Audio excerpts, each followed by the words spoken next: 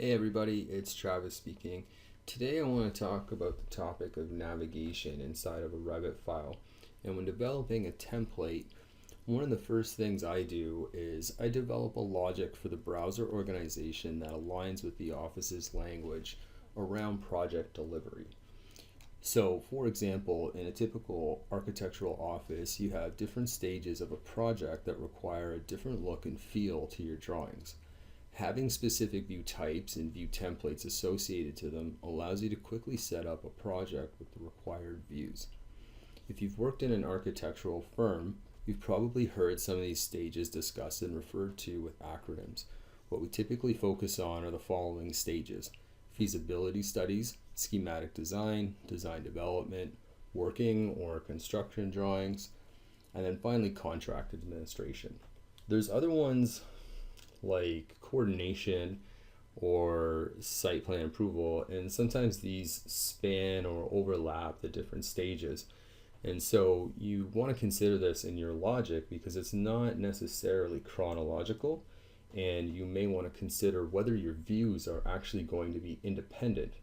And why I say that is because you may have a site plan that's a part of your working drawings, but you also have a site plan that is on an SPA set, and so those two views have to be different, but they could be dependent views of another one that you author concurrently, essentially. So both sheets get populated with new data. But anyway, let's talk about navigation in a little bit more detail and how we can simplify this. So right now I have an out-of-the-box template, and you can see it's very straightforward. There's no real nuance to this browser organization. And so what I did to make it a little bit more flexible, I guess you could say, is I've gone to the Manage tab and I've gone into Project Parameters, and I've created this project parameter called Project Stage. And if I go to this little pencil here, you can see the dialog box that I've set this up in. So the group where this project stage parameter is underneath the view templates with it in identity data. And then you can see that I've associated this parameter to the category views. You'll notice as well, if you look closely, that this is set to an instance parameter, meaning that every single view in the project has the ability to be different. But we don't necessarily want that, and so we'll control that with a view template. So to illustrate this, I've got two different types of elevations here. Currently this is a new one called schematic building elevation. And if I click on that, activate this view, you'll see that the view template parameter in the instance parameters is set to none. But the project stage itself I have set to 1 SD. This is just a manual input that I've typed in here, and you'll notice that some of these other parameters are gray. It could be that their parameters are held down by a view template, but in this instance we don't have a view template here. So if I click on the button that says none and I go to architectural elevation, you'll notice now at the bottom that there's a project stage parameter and it's already checked by default. So if I change this to the given parameter and hit OK, when I select these other three elevation types and change their type to the schematic building elevation, nothing really changes due to what was already set.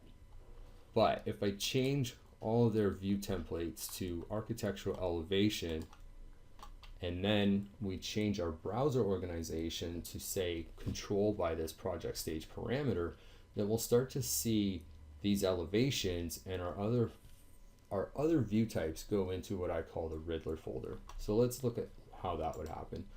So I'll right click on views and hit browser organization, or you can navigate to this from the view tab and click on user interface, where you'll see it down here at the bottom.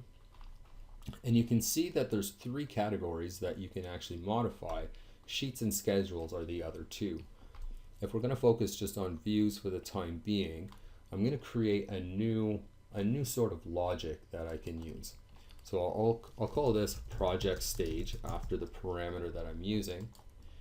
And then it automatically opens up this second dialog box. And I don't want to filter out any of these views. I want to see all of them in the project, but I do want to sort them in a different manner. So on the grouping and sorting tab, I'm going to click on this new project parameter called project stage, but I do want to see more sorting criteria after that that's similar to what we have here. So that is the type parameter. So I'll click OK on that, and nothing happens because I don't think I applied it, right? So I put that check mark in there, hit apply, and then I can actually see my Riddler folder appear. So now you might change the rest of your views by instance, but it's typically a little bit easier and provides more predictability in your file if you do this with a view template. So again, if I select all of these floor plans, none of them have a view template. But let's say I want to use these floor plans in the working drawing stage, then I'll go to the architectural plan view template and go in and put in a different project stage identifier. So what comes after SD would typically be design development. So that might be 2-DD, but in this case I'm trying to get working drawing set up, so I'll use 3WD or CD depending on what your office uses for its language. And when I hit OK on that, you'll see that this just switched in the browser, and it's also saying that there's 7 views with this view template assigned to it. All these other parameters that have a check mark will be controlled now by this view template. So when we select these views, we'll see a lot more items in gray because they're not bound by instance, they're bound by this view template parameter. Okay, so the next level of this is to making new views easier, and to populate a project with what you need that much better as well. So this would be when you go in and you make specific view types associated to view templates. So we've done that with this schematic building elevation. We've created a type of view that we want to keep using. So it makes sense to activate that view and come to our view template, or go to the view tab and click on view templates here on the left side of the ribbon. This will allow you to manage all of your view templates. In this case, we're still targeting architectural elevation. But when I click on this, I want to make sure that that's checked, and any other items that I'm considering, if it's going to be SD, then this is one that I may have set up so that it's coarse, and then you don't show as much. But on a working drawing, then you would want to have fine detail. So just little things that you want to change and have overriding on all views that you create. So the next step, once you have that view template established, you choose edit type, schematic building elevation, and associate that view type to that view parameter within the view template. Now any other elevations that we create will go directly into this SD bucket. So let's see how that works. So I'm going to go to my view tab, click on elevation, and as long as, I choose the right view from my drop down beforehand, when I place this elevation, you can see it goes right into that bucket that I want it to. So that's pretty handy. Okay, so now I might do that to create schematic floor plans. So let's take a look at how we would do that. I'll go to this level 1 and say duplicate view. This one, maybe I'm going to rename this.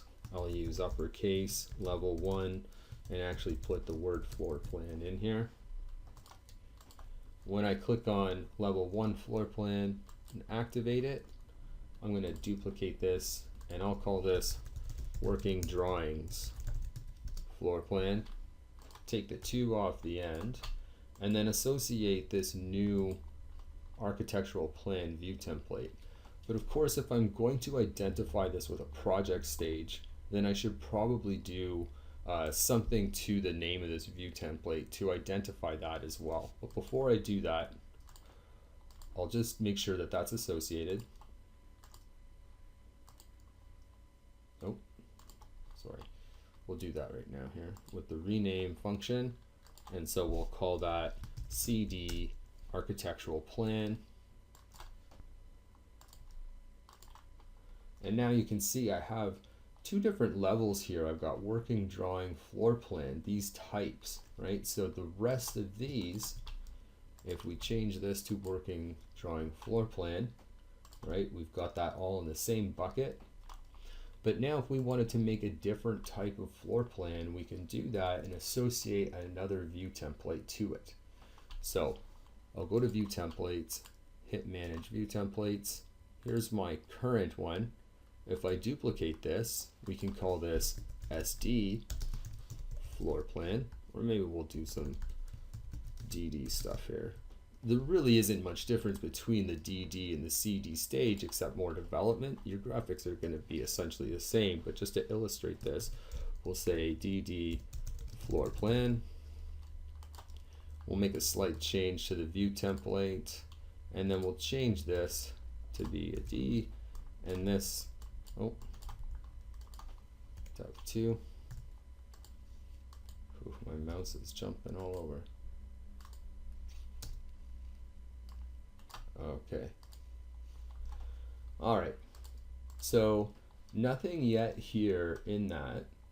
What I want to see now, if I create some new floor plans from these levels here, because each one of these levels has some views associated. You can see it's got the blue link. So if we go to plan view now and click on floor plan, I've got working drawing floor plans and I've got floor plans. If I choose this type and say edit type and associate this new DD floor plan, we can ensure that the rest of these views that we create are going to go into a new bucket here in the project browser. So now there's our new bucket that only has floor plans in them. But then when maybe we say, you know, I want the rest of these 3D views, ceiling plans to all be in this stage as well, we can do that quite simply by just going to the project stage parameter for all of those views that we select and leave those without a view template if we want. Okay, so I'll just simply grab those and push those up into the browser. Now I know if I'm looking for RCPs or just typical floor plans, that I'm going to go to this bucket. And there's our Riddler folder that we typically don't want to see. So what I like to do is ensure that my views are in control by keeping the Riddler at bay. So I'm just going to change these manually to a different project stage. This one I'm going to use the opportunity to make a coordination.